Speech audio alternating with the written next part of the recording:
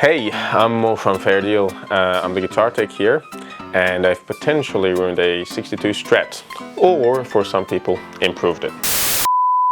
So I started by taking the strings off the guitar. Just to be safe with Strat, I tend to take the neck off as well. I always place the screws in order so they go back where they come from. I take the tuners out because there is a lot of hammering action involved. Fender used to put the frets in the guitar sideways. I score alongside each fret with a scalpel blade. I ended up heating the frets and introducing some moisture to make the wood fibers a bit more flexible, and then I just pulled them out straight like other guitars. It just was easier and it came out pretty clean. When I took them out, I just ended up with two spots with two minor chips, which I'd taken care of with very thin super glue. And after that, I took the nut out.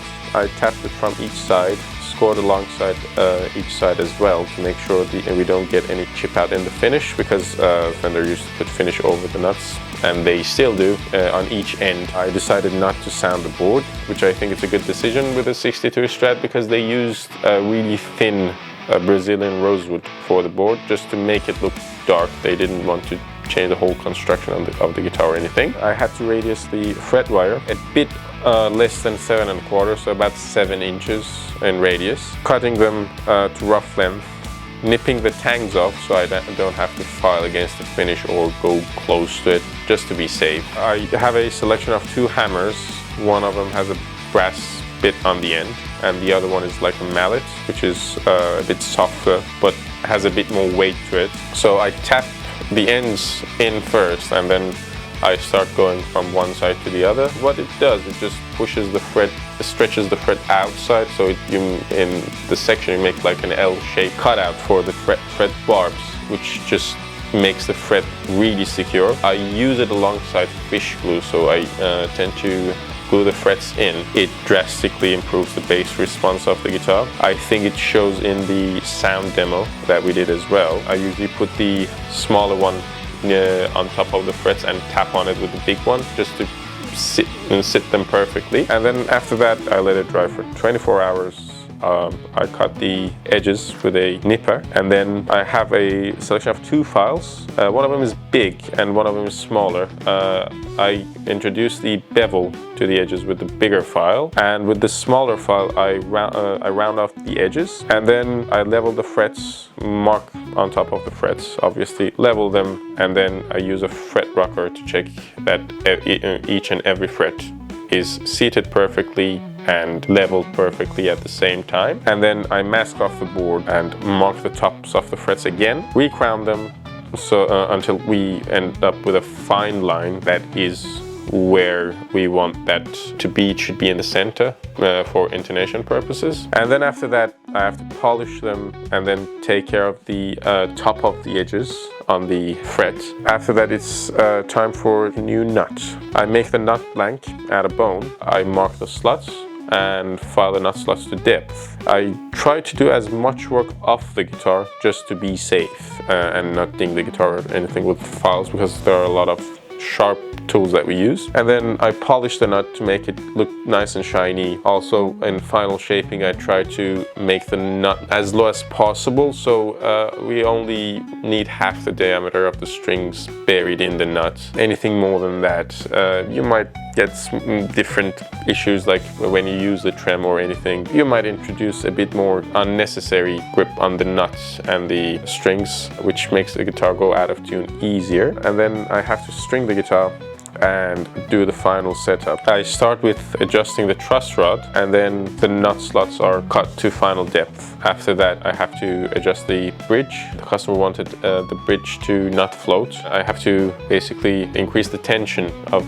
the springs in the trem cavity to counteract the string tension. And then last step, we do the intonation. So I let the notes ring in open and then fret them on the 12th fret, and they should be exactly 1 octave between them. To intonate the guitar, it's just the last step, because everything that you do on the guitar affects the intonation.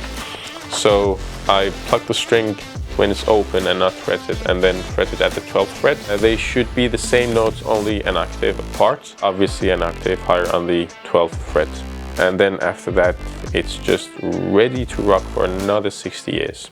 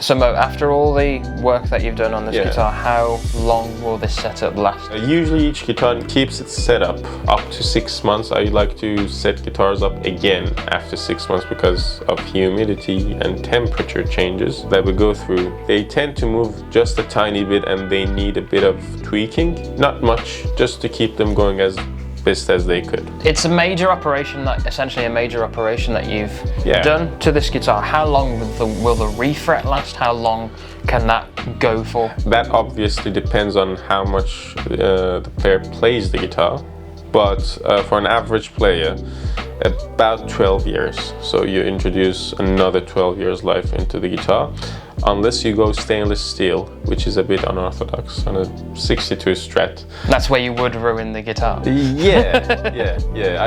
already ruined it, but it's the case that ruining, how much ruining it? In the build-up to working on this guitar, because it's from 1962, because it's got the history behind it, because it's got, you know, that level of, well, let's not make no bones about it, it's got a lot of value behind it. Talk to us about your frame of mind in the build-up towards that. Were you worried? Were you scared? Or was it just business as usual for you? It was the most expensive guitar, definitely the most expensive guitar that I worked on in my career, but it was enjoyable and scary at the same time.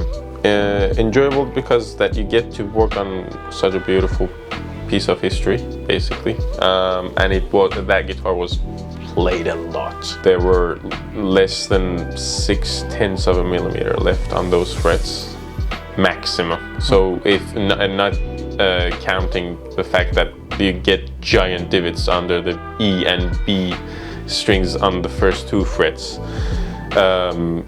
Basically, if I had to sand down those frets and level it and recrown, I would end up with a paper sliver of fret left on top of the fingerboard, which is not easy to play on. It's not enjoyable. In the olden days, they didn't used to glue the frets in, so Fender used to push them in sideways, which keeps the fret in the guitar. But when you introduce the glue to the fret slots, it just fills every gap and hole in there and makes the board one piece, especially fish glue, which can bond the fret to the fingerboard, and it just, you can hear it acoustically, you can hear it plugged in. It just improves the complexity of the character of the guitar, the tonal character of the guitar. It just makes it that much better if you can improve it, you know. Improving on perfection, basically. Can you give us a little bit more detail about what the guitar's condition was pre-procedure? So the guitar obviously was played a lot. It was kept in a good condition, but played a lot, which I like. So there were no major dings or damages to the guitar. It was just tiny stuff, and most of it was just the wear and tear on the finish, not on the actual wood.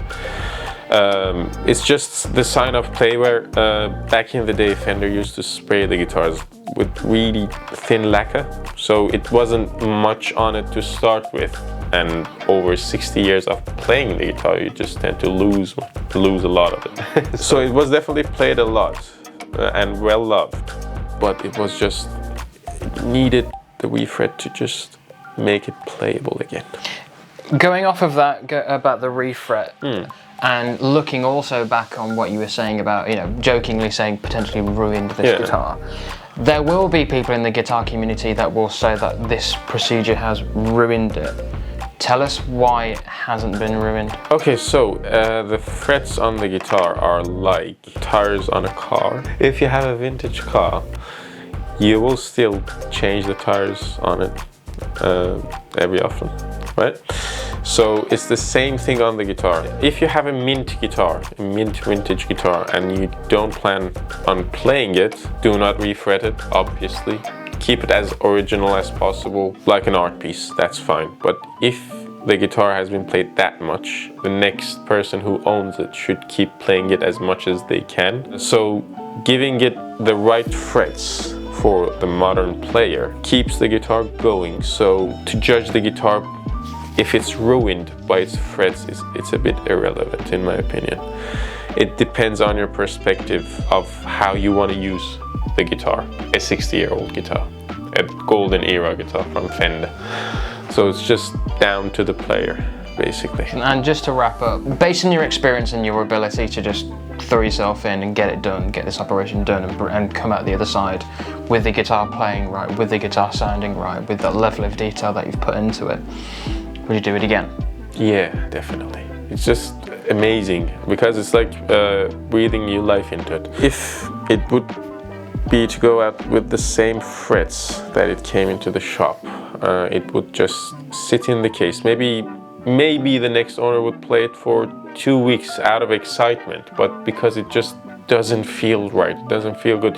You're constantly touching the board, and it's never a good feeling when you when you can feel the board underneath your fingers. If you're playing jazz and you don't bend the strings that much, you can get away with it, but if you bend the strings or do a lot of vibrato, not the classical type which you go back and forth, the more modern take on it, which you go up and down, it's just not a pleasant experience to have, and you will run through the board instead of the frets. So you can keep the frets and ruin the board, or change the frets and preserve the board, which I prefer to do that, and just make the whole experience better. So to really round off this, you'd definitely say that the guitar has been improved, kind of restored, and it's got a lot more playability into it. Yeah, at least if he's a heavy player, at least 7 years, 6-7 years, and if he's a delicate player, up to 15 years life back into it. So it's pretty good. Cool. Yeah. Well, with that in mind, Mo, I think you've done a great job. Thanks. And people in the comments, let us know what we thought, what we did, if we ruined the guitar, or if we breathed new life into it. Only you can decide. Or the new owner can decide. The new owner is who's the most important. Yeah. Cool. Well, thank you for watching, everyone. Yeah, and bring your guitars in for a refret. They need it from time to time. Goodbye.